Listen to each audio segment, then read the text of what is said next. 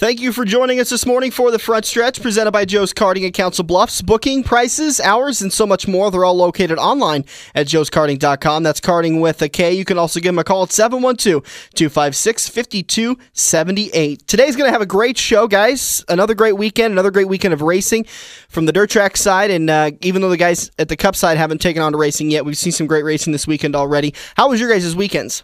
Oh, it's going pretty good. We got the dirt works coming along, and we're pretty proud of what we've been able to accomplish. I mean, it's still early in the season. We've only gotten 1 or 2 races in, but we're coming along pretty nice, and we'll put that Joe's Karting mod right up there in victory lane. Awesome. Andrew, where did you race this weekend? I did. I actually raced last night. Got home about 1:30, 2 in the morning right now. Had to wake up early for this show here. I feel just terrible right now. And then I get to drive down Kansas Speedo to watch Jeff Gordon pick up the win today. Ooh. But, I don't know about Stewart that. Fans. No, Stewart fans. Yeah, well, we all picked Hendrick last week, so we have to stick with him, even though I think we would like to change our votes after watching Texas. I'm actually starting to feel sorry for the Hendricks team. What is this, 2 weeks in a row now? They're hoping for that 200th win, and it just slips right through the – maybe Jimmy Johnson's, wheelbarrow of golden horseshoes is run dry. Well, I wouldn't say so, because he's still gotten second the last 2 weeks. But yeah, it's Hendrick would just like to say, come on, guys, just get this over with so we can move on. Anyways, this for today's show, Andrew's going to be talking about how the dirt tracks are prepared for each race. A lot of preparation goes into them. You're going to talk a little bit about proper preparation and some of the things that maybe some tracks left unnamed are doing some stuff wrong.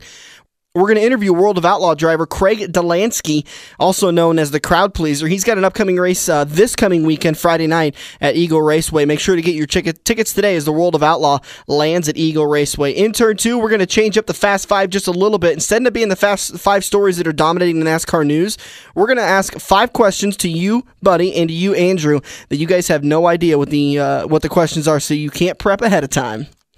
Throwing you for a curve. This will be interesting. I was going to say, I didn't know about this. Thanks. The whole point is to get your guys' opinions before you've had a chance to do any kind of research. So let's talk a little bit more about Texas. We kind of had to speed through it last week as we were a little bit pressed for time as we were interviewing Pat Warren from Kansas Speedway.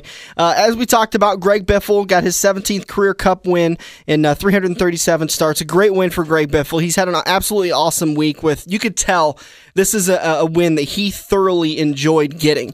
Not only the way that he passed Johnson, but the authority he was able to do it with, the fact that the team has had so many issues last season, and they're just doing great this season, and he pads his points lead. Oh, yeah, he's a man on a mission right now. I mean, when you looked at 3/4 into the race there, he had that power slide, overtaking Jimmy Johnson. I mean, that really showed that he's really stepped up his game, and if these guys ain't real careful, he's going to be real tough to beat this year. Yeah, and that's not something we're real used to the last couple of years. Greg Biffle's been very quiet, usually knocks out a win or two a season, but nothing really a big splash as we're used to seeing some of these big-time drivers do. And I'm not saying Greg Biffle's not big-time, but he's more of that quiet kind of a driver, and I think he's changed his tone a little bit. They made some changes in the offseason and did a lot of good things for that 16 team.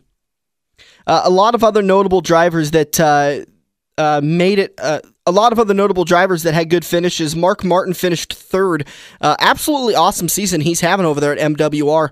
Even though he's missed a couple of races, he's still sitting about 20th in the points, which is just insane to think that for not only a 54-year-old man that is easily the most physically fit person in NASCAR.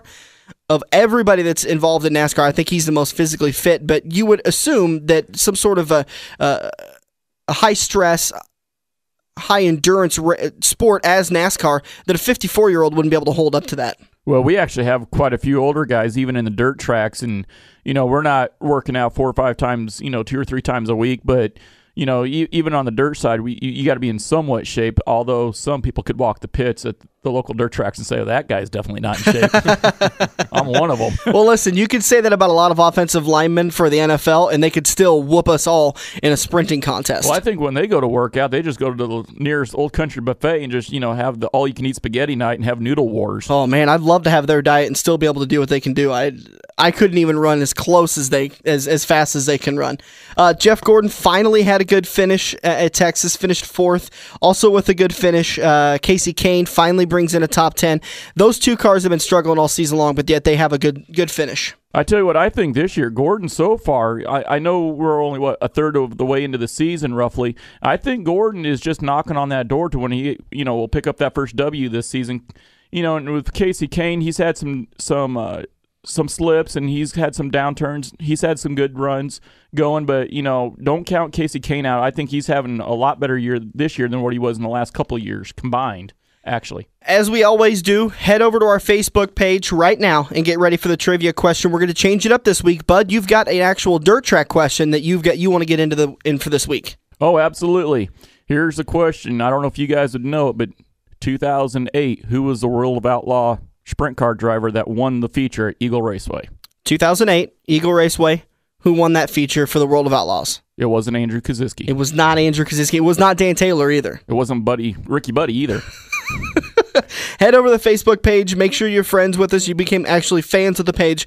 Post it on the wall. First one to post the question correctly will win themselves a 3-pack to Joe's Karting. Just around the corner, we're going to get into turn 2 where it's going to be the Fast 5. It's going to be 5 opinions from Buddy and Andrew about the NASCAR season and a little dirt track mixed in there also. Make sure to stick around. This is The Front Stretch, presented by Joe's Karting on AM 590, Omaha's ESPN Radio.